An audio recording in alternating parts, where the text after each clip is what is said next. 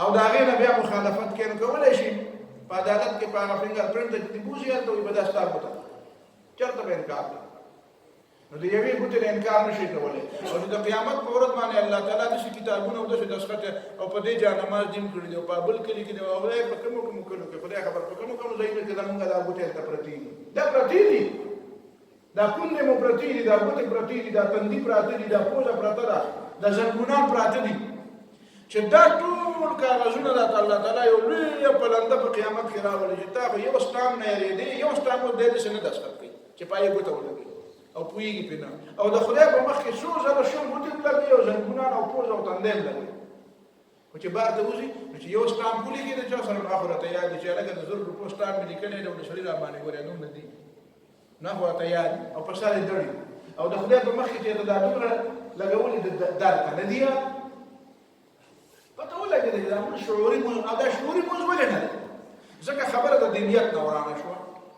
موږ ته نیت دا ووایي چې نیت مې کړی دی د اخلاص او 4 رکعته فرض او مخ مې د کعبې شریفې په لور کړو الله اکبر من نیت دې ته وایي خبره ختمه یاره جي نیت خو شعور ته وایي نیت خو دې ته وایي چې هغه به د اول نه واله تر اخره پورې تا ته پته وي چې زه څه کوم نو موږ ته دا وویلی شو موږ هم خلکو ته دا ووایي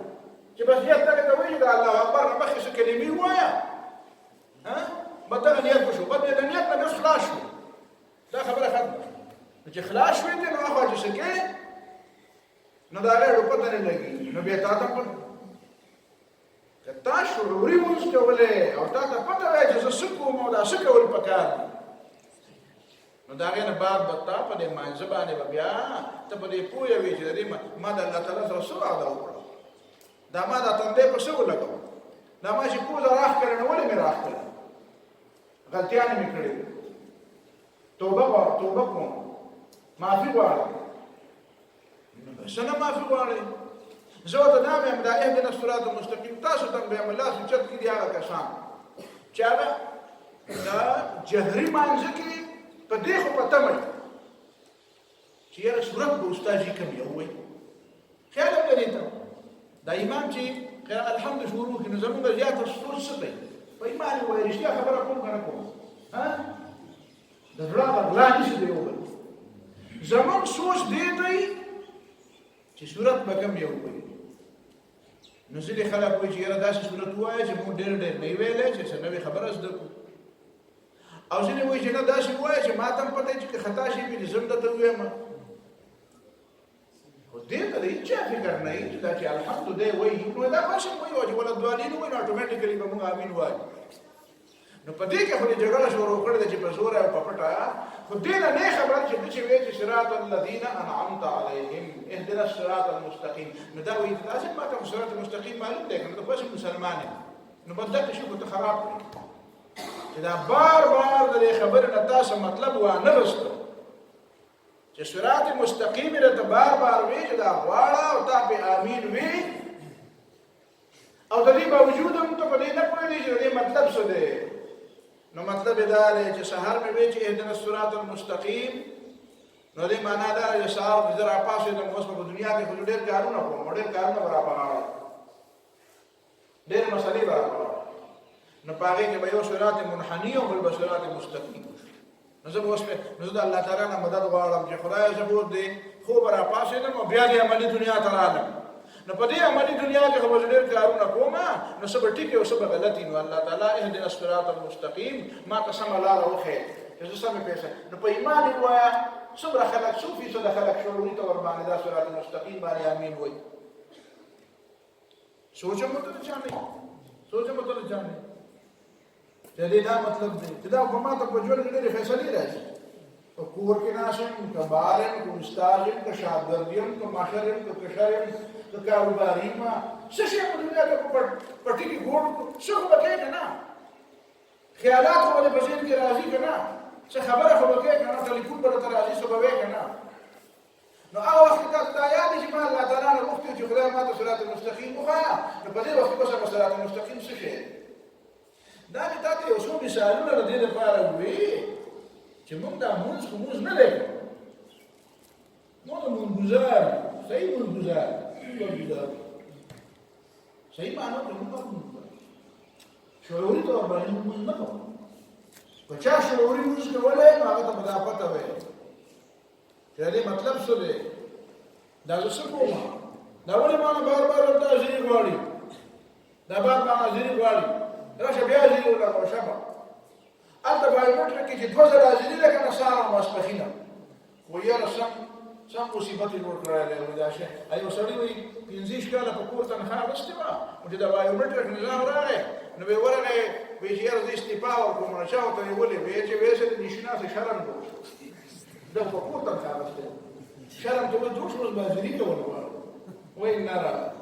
خلک به موږ پسې هسې نه وایي وایي پاکستانیان د کار د نه کولو تنخوا اخلي او د کار د کولو رشوت اخلي وایي چې نه پېژني پاکستانی دې ته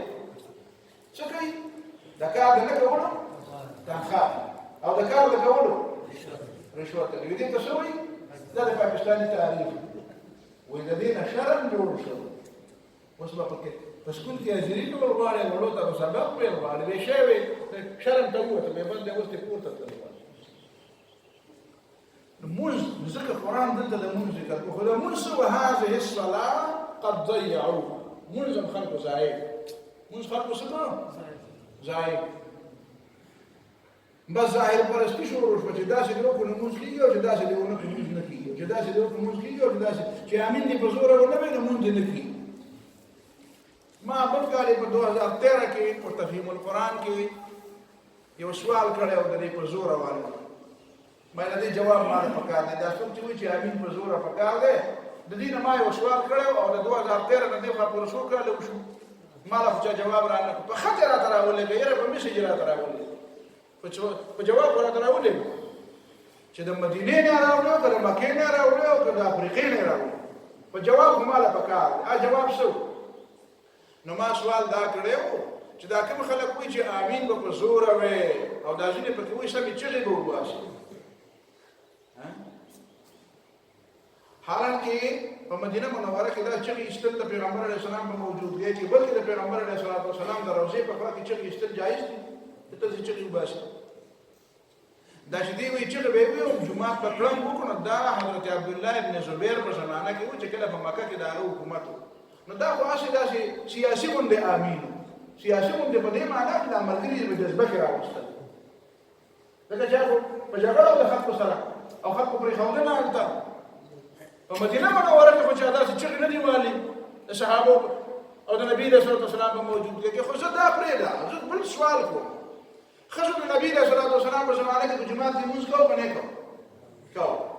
نو دا راته ووایه چې ته چې کوم په زوره امین وایې نو ښځه به امین په زوره وایي که پټ وایي که ته وایې چې ښځو به امین په زوره وایي نو زما بل سوال دی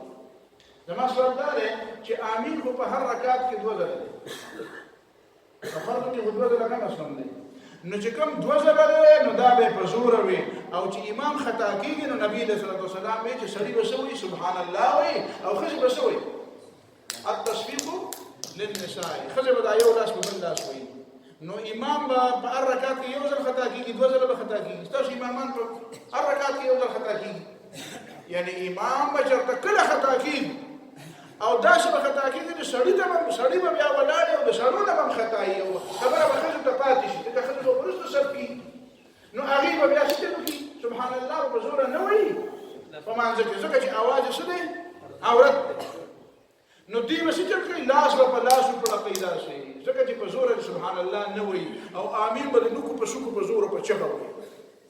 نو په دې به مې پوهېږي چې دا وایي چې کوم امین چې په هر رکعت کې دی دا خو به په چغه وایي او کوم سبحان الله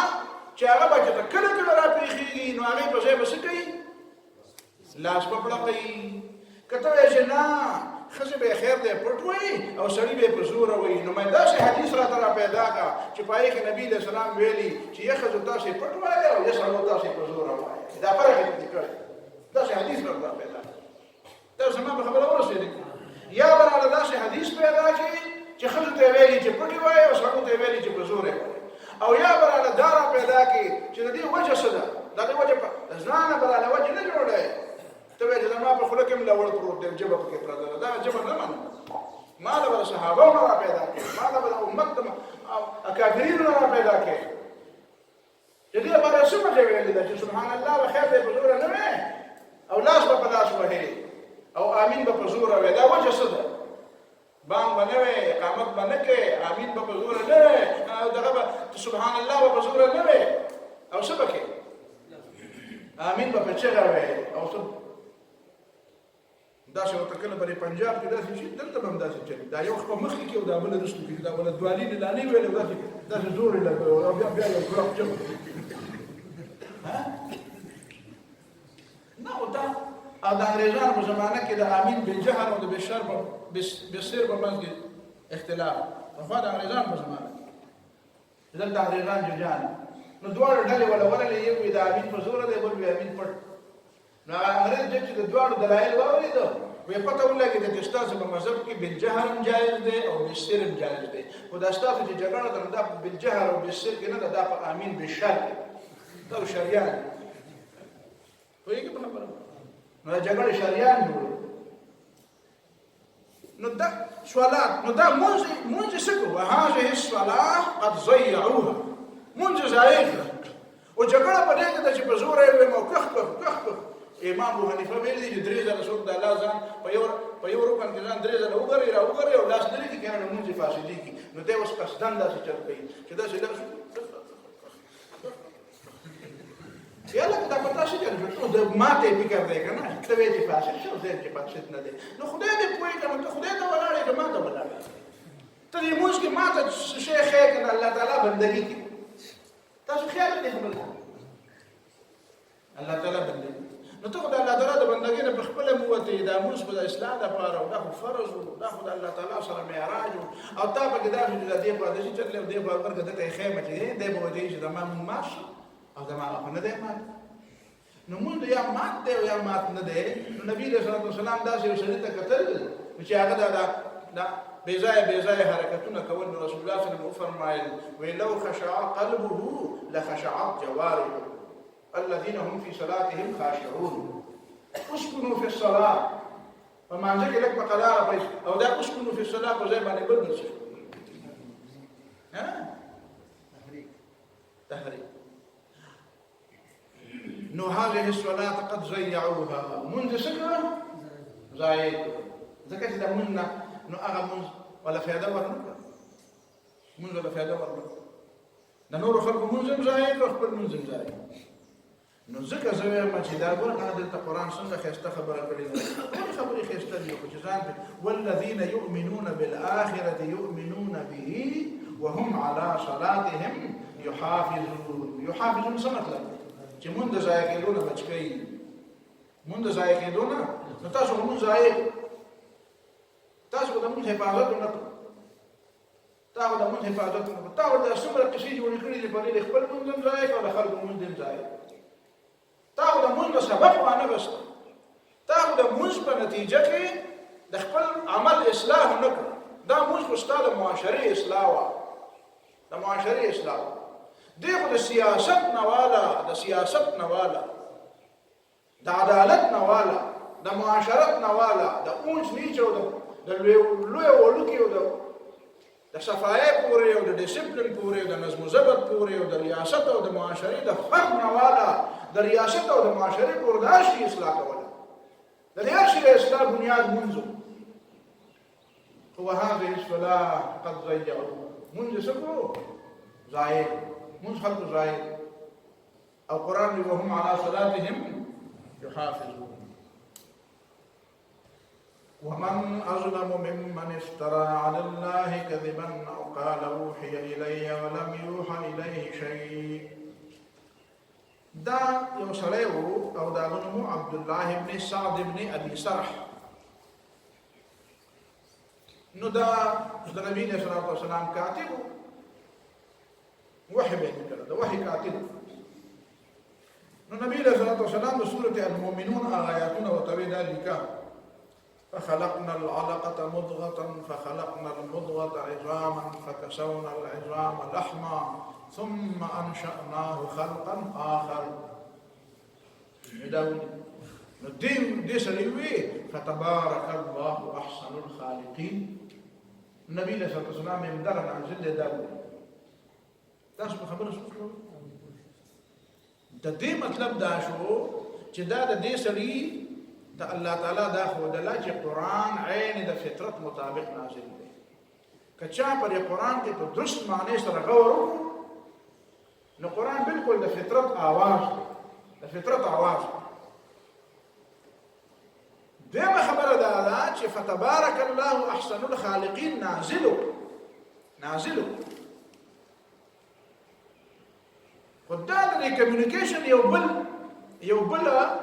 سبجیکټ ورته ووایه. دا یو بل سره د ربط دا خبرې نه دي، دا ربطونه په دې دنیا کې، په دې کائنات، په دې ځمکه کې د ربط یو بل سیستم هم دی د الله تعالی. هغه سیستم لا د اوسه پورې چا داسې ډسکلوز کړی نه دی، داسې راښکاره کړی نه دی چې دا څه شی دی. لکه مثلا یو سړی به درته وایي، زه دا مثالونه پېښ کوم، زما بچنګی دی د دې ابوالعالم زوی ماشوم، نو هغه زه یو ځل چېرته تللی یم او داس په کور کې ناست دی، نو نه ما ټلیفون کړی چې زه کور ته راځم، نه مې بل څه ویلي دي، نه مې ټلی کړې ده، نه دروازې کړپ کړی دی، زه دا دروازې او دی په کور کې لګیا دی، باجان راغی. نو هغه وایي ته حیران دی کوم دی چې راغی؟ نه باجان راغی او بعد دا خبره وکړه په دې کې ما ټلی دی. نو ټول واړه حیران شول، دې ماشوم ته څنګه؟ نو ما هغې ته دا وکړل، مې دا داسې په دې داسې شته، په دې ماحول کې داسې یو شی شته، د ربط یو بله ذریعه ده. نو هغه کله کله الله تعالی تا ته ښیي. مولانا عبدالرحیم صاحب د الله پاک وبخي، زه یو ځل دلته مونږ دلته په دې کوټو کې غالبا که په دې نو یو ملګری وایي چې زه چکر نو موږ لاړو لورې ته چکر چې لورې ته چکر ولګو نو ما خو د لرې نه د مولانا عبدالرحیم صاحب جیب ولیدو، نو ما داسې ځان پټکې مې ووهو، داسې مخ مې پټ کړو، دوزک مې ووهو، کتم ګاډی ودرولو، حلال روان شو. نو هغې په هوټل کې ناست و چې هېڅکله ما خو جیب لیدلی و، مولانا مې د لرې مې پته راځي دا د مولانا جیب دلته به ناست. اوس چې ما څنګه ستا داسې ورښکاره کړه، ما دا سترګې هغه نه دي لیدلي او پوره وجود خو لا دماغ. نو مولانا هغه ته وایي تا ته ما نه وې دا دی راغلی، وایي مړه پوره څه مخ دې پټ کړی دی، زه دې پېژنم نه امیر صاحب نه. نو ما خو څنګه دا خبره وکړه، تعجب شوم. نو ملګرو ما ته وایي مولانا اوس یو 15 منټه مخکې وایي چې په دې خوا وشا کې چېرته انیس صاحب دی. موږ ته چې مولانا ټولې خبرې دې منو، خو دا خو دې نه منو، ته د علم غیب دا وایي شروع وکړې که څه دې شروع وکړې ګپ یې ورسره لګولې. مولانا عبدالرحیم صاحب خو ډېر ګپي سړی و، الله دې وبخي، خوشمزاج سړی و. هغه وایي چې نه تاسو هغه چې وایي ما سره دلیل نشته، ما سره دلیل نشته او نه د پیغمبرۍ او نه د وحي دعوه کوم او نه د علم غیب دعوه کوم، دا خو تاسو ته وایم چې نشته. انسان دپاره، پیغمبرانو دپاره هم نشته علم غیب او وحي ما ته نه دي، خو زه دا وایم چې دا سړی دلته دی. نو زه ورغلم نو ما ویل چې بس خبره خو هغه ده، مراد دلته وایي چې ما خو نه ته لیدلی وی نه مې دی، خو به داسې ما ته پته دی په دې خو مشاکل ورته دی. دا تاسو ما وایي داسې. نو ګوره د دې وجه څه ده چې د دې سړي په د عبدالله ابن سعد ابن ابي سرح په ذهن کې دا څنګه راغله چې فتبارک الله احسن الخالقین. نو یو وجه مې تا ته دا وویله چې دا د فطرت آواز دی. الله تعالی ورته دا ښودله چې پکار ده چې دی د دې په ذریعه په هدایت کلک شوی. هو دا به د فطرت آواز دی. دویم دا ده چې په دې ماحول کې دا آیت و، دا آیت راغلی خو لیکلی شوی دی. نو الله تعالی درته وایي چې په دغه لینکونه ولا ور برابر کړه، چا یې ور برابر کړه، چا یې ور برابر نه کړه. داسې خو ته ډېر ځله خبره واورې خو اثر د باندې نه کړي، یو ځل د چا نه واورې او فورا اثر کوي. لکه دا خبره خو بار بار اورېدلې وه، دونه مزه یې نه وکړه، محسوس یې وکړه. نو دا خو الله تعالی هغه لینکونه برابر کړي. نو ده چې دا ووایي نو ده خو ولیکه، خو بیا به یې ځای په ځای پروپیګانډا کوله، نو د هغې قرآن ذکر کوي. هغه به وایي چې اوحي الی، وایي دا محمد صلی الله علیه وسلم وایي چې ما ته وحی شوی ده، ما ته وحی شوی ده. فتبارک الله احسن الخالقین وحی ما ته وشو او پیغمبر علیه السلام یې تصدیق وکړو چې دا وحی ده. او وی سننزل مثل ما انزل الله، وایي داسې کتاب خو زه جوړولی شم. وینې فتبارک الله احسن الخالقین مې جوړ کړو. نو لاړ مرتد شو او مکې ته وتښتېد. چې رسول الله صلی الله علیه وسلم مکه فتح کړه، نو د کومو کسانو په باره کې چې نبي علیه السلام حکم کړی چې دا به وژنې، دا به پرېږدی نه. نو پای کې یو پکې دی عبدالله بن سعد بن ابي سرح، ابن خطل پکې، دا وینځه وې پکې، نور کسان عکرمه پکې رضی الله تعالی عنه. نو یو پکې دی. نو بعد دې پټ شو، حضرت عثمان رضی الله تعالی عنه دله پناه ورکړه. حضرت عثمان رضی الله تعالی نو هغه بیا نبی علیه الصلوۃ والسلام ته مخامخ راوستل او وی چې د خدای پیغمبر باندې سره معاف. حضرت عثمان دا د رضای روح حضرت عثمان رضی الله عنه رضای ورو ودا معاف نو دې نبی رسول الله مخامخ راغی نبی رسول الله صلی الله علیه وسلم واړه نبی اول دې خوا راغی نبی رسول الله دې خوا مخ واړه بیا ول راغی به دې خوا مخ واړه درې ځله د نبی رسول الله صلی الله علیه وسلم مخ واړه پس اورم در باندې بیا راغی نبی رسول الله به سید وایي کړی بیا چې کلمه ویل رسول الله صلی الله علیه وسلم صحابه ته فرمایي چې ما چې کله د دې سړي نه درې ځله مخ واړه نو پتا شو چې څوک خيار سره نه چې دا سټي دیواله وي کتوره دا سټي دی کتوره والے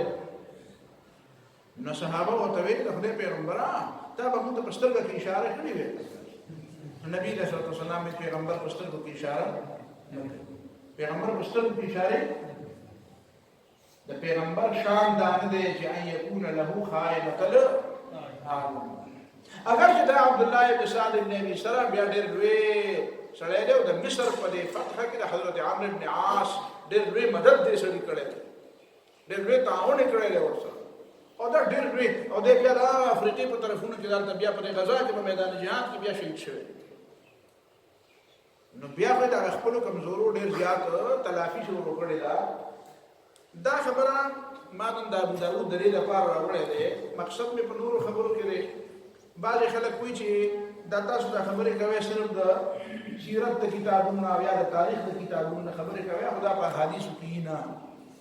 نو دا یو به مشنمونه خروار درته خیمه چې دا قسمه خبرې په کتابونو کې شته که نشته دا احادیثو کې شته که نشته دا د ابو داود کتاب الجهاد ابو داود كتاب الجهاد باب في الأسير يقتل ولا يعرض عليه الإسلام دا باب دې په بیان د دې خبره کې چې دا چې قیدیان باندې چې هغه وجل کېږي او اسلام به ته پیش کړي نو ډېر شي مسلمانان شي د مسلمانۍ ترجیح نشته ها نو ډېر شي مسلمانان شي دې په کې دا شي لا يقتل ولا يعرض عليه اسلام نو دا مولانا مودودی نه دی لیکلی دا ته ویل دی وای دا مولانا مودودی وی دا چې د جهاد او د اقامت دین دا شي خبرې کوي چې دا کوي وای نور خو څه پرسمنې خبرې دي خو پستی دي خدای دې په کې کله خبره نو دا ابو داود وبه قال حدثنا عثمان بن ابي شيبه قال حدثنا احمد بن المفضل قال حدثنا اسباط بن نصر قال زعم السدي عن مصعب بن سعد عن سعد قال لما كان يوم فتح مكه نو آمن رسول الله يا آمن فكان امن ورد اعطاء الامان رسول الله صلى الله عليه وسلم يعني الناس الا 4 نفر وامرأتين سلور سري او بخزي ودا بكنيشت وسماهم وابن ابي سرح يبي بكشوق ابن ابي سرح فذكر الحديث قال واما ابن ابي سرح انه ابي سرح صار سجل شو فانه اختبأ عند عثمان بن عفان ده عثمان بن عفان صار شو پټ دا وکړه پټ فلما دعا رسول الله صلى الله عليه وسلم الى البيعه جاء به النبي صلى الله عليه وسلم خلق تبي وسرازي خلق بيعته کې د مکه خلق نو دې حضرت عثمان راوستو حتى اوقفه على رسول الله صلى الله عليه وسلم فقال يا نبي الله بايع عبد الله نو حضرت عثمان نبی علیہ الصلوۃ والسلام ته د خدای پیغمبر د عبد الله ابن سعد بن ابي سره بیعت وکړه فرفع راسه نبی علیہ السلام سره چت کو فنظر الیه ثلاثا درجه او توقت كل ذلك يأبى او دري والا ذره به شکو وینا مدن فبايعه بعد 3 نو بیا په دریم ځل نفس وسره بیا بیعت ثم اقبل على اصحابه بيخبر صحابه متوجه شو فقال ما كان فيكم رجل رشيد پتاسو کې مخيار سره نو يقوم الى هذا چې دې سړي ته ورپاسې دلې حيث راني كففت يدي عن بيعته جزيد دلې چې ما د بیعت نه لاس راخل او لاس را دی خاطو ما به لاس را دی خاطو چې ما د لاس راخل نو فيقتله چې پاسې دلې وشي کړي وجلبه فقالوا ما ندري يا رسول الله ما في نفسك منتفتن وجستا بڑے کسدی نو الا او مات الينا بعينك تا منتفستر اشاره ولنا ولا استر دراته ولنا ولا شيء ورضي ها نو قال نبی علیہ السلام فرمایل انه لا ينبغي لنبي پیغمبر د پاره دا مناسب ندی ان تكون له خائنۃ الاعین قال أبو داود وكان عبد الله أخا عثمان من الرضاعة. دا عثمان دا حضرت عثمان رضي الله عنه دا بارا دا بسو دا عبد الله دا رضاعة. وكان الوليد بن عقبة أخا عثمان لأمه أو وليد بن عقبة بلده أغاد حضرت عثمان رضي الله تعالى عنه سو أخا عثمان لأمه دمور يا ميرانيرو دا سوى توي بلندر وتوي بسوت جبلاري سي دايو موري أوي خاجي عبد الله بن عقبة وليد بن عقبة وكان ده عثمان بن عفان ده نبلاري دايو لا ده موري يا ولد أو دا وليد بن عقبة ده وليد بن عقبة نو ضربه عثمان الحد. حضرت عثمان رضي الله تعالى عنه قد بان سنافذ كره حد ولي بحد نافذ كره اشي بابتي برناقي والي دوي بابتي برناقي هذا چلو واشي من پناهقي والي نا اذا شرب الخمر شكل دي وليد بن عقبة سسكري ندا مولانا مودودي په اردو کې لیکلي دي چې پلان کې صحابي دا چل کړي او ندا په ابو داود کې لیکلي دي دا څه چل کړي دا څه چل کړي سره دا پانه شي ته واجب دا چې دا په ښه کار نه دی کړی دا وګورو. بهرحال دا خبر دي ومن قال سأنزل مثل ما أنزل الله ولو ترى إذ الظالمون في جنوب المسالين زي وقت